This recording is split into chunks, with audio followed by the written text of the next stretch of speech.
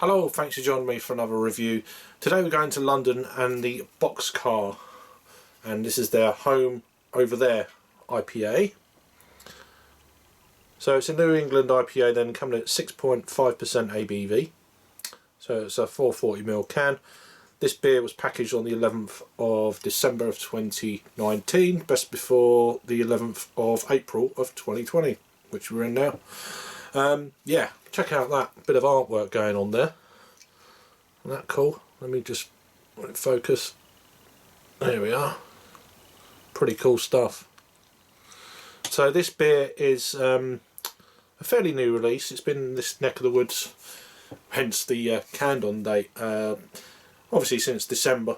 I assume it's been around since December. I didn't remember seeing them. Perhaps they've been in sort of... I picked this up at the Little Swift today actually, over in Margate. So perhaps they've just had them since January, early January or whatever. But yeah, first time they've been canning some beers. They've got this and another beer.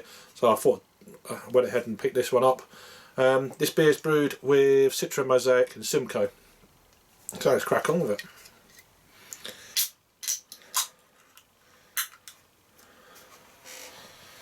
Went to a tap takeover with these guys. What was that, December? Yeah, early December time. So I had a few of their beers. I've been drinking some of their stuff a little bit in London over the last 2 or 3 years, and generally very impressed with them, to be honest.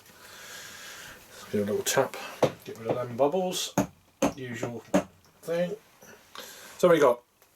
So it's a kind of a medium, going on to the darker side of orange, I guess. It's a half a finger white head. It's hazy, as you expect, being a New England style beer. Quite a bit of carbonation in this one. Certainly this side of the glass, I don't know what's going on there. But yeah, slightly darker orange. Let's get an aroma then.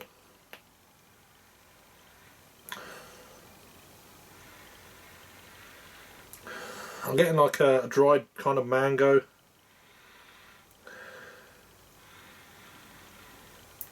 Slightly kind of a little bit dank, a little bit musky. It's not a crazy juice kind of aroma.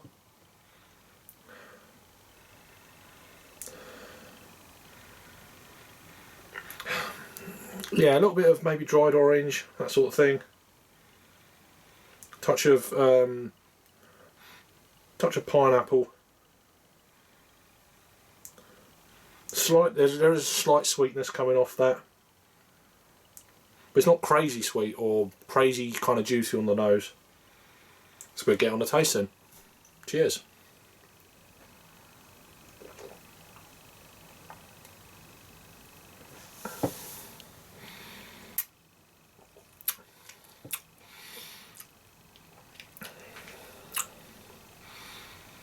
Wow, okay.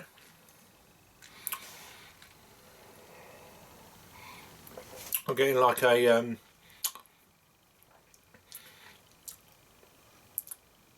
yes, it's lovely citrus notes, more on the taste than the aroma. Straight out the fridge, this one. Easy drinking. Body of the beer, we'll get into that in a minute. It's more of a... There's a little bit of... Let's have another go.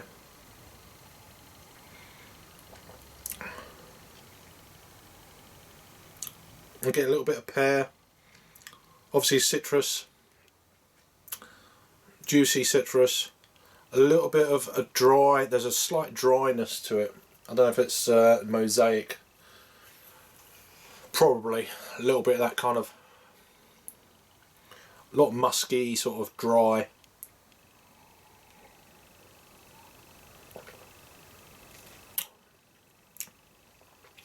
Grapefruit.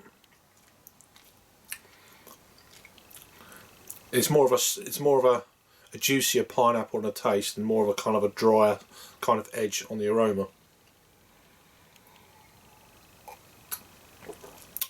Very well balanced, very smooth. Not crazy sharp or in your face. A little bit mellow of that. I don't know the IBUs to this beer. It's not on the can or on Untapped. But yeah, very nice.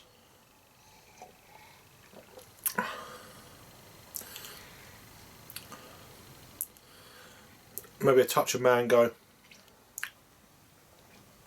Yeah, there's more mango in the taste than the aroma for sure. There's lots of things more on the taste than the aroma. It's funny how sometimes beer works like that. It's quite subdued on the aroma.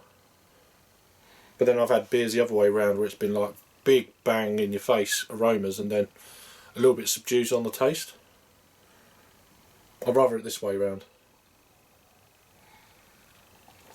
It's going down easy, not picking up that 6.5.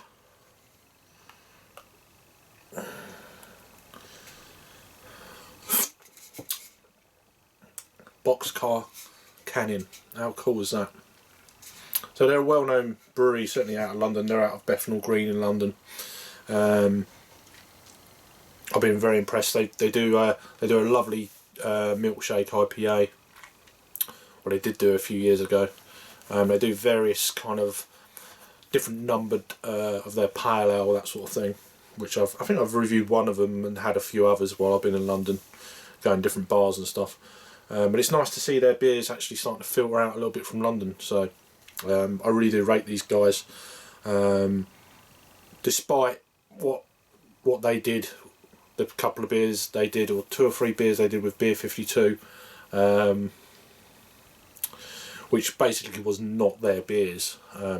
If you want to try boxcar beers, I wouldn't do it through Beer 52. Go out, if you're in London, go out and try them for yourself. That's what I say, because I think these guys are rocking. Pardon me, a bit more and then we'll go for a rating. It's not crazy. I mean, it looked crazy, kind of. It's leaving a lovely lacing. I've just noticed that. Look at that. It's a very well conditioned beer. There's loads of small bubbles on the top of the beer. It's got a very. There's a slight stickiness to it. Not crazy. Kind of leaves a kind of a sweet residue on the palate, on the lips. Imagine if you had this out in the summer or somewhere, you could get pestered by a load of wasps and stuff like that. It's one of them sort of, but not crazy sweet, you know. Yeah, a touch of mango, pineapple. Pretty much what I've already said. Lovely beer. Lovely beer. Low carbonation. It looked a bit kind of crazy when I first opened it. That's calmed down a bit as well. Medium body. Very drinkable. Very sessionable. A dangerous one then at 6.5. You crush a few of these and yeah, you know you've had a beer. In terms of rating then for me on this one, I think this is a really damn good beer.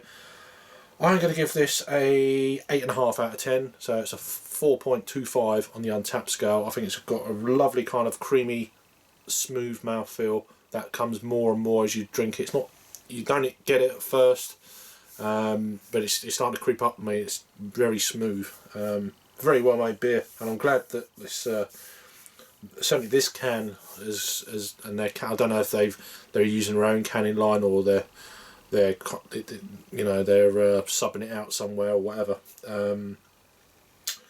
But no, this is a really damn good beer. Fantastic. So if you see it out and about, I've not seen it online yet, but give it a try. So Home Over There from Boxcar. So it's their New England IPA, one of their new offerings in a can. So that's pretty cool. Excellent stuff. Let me know about it down below. If you're new to the channel, please subscribe and all that sort of good stuff. Give us a thumbs up and I will see you on the next review. Oh dear, sound like someone else.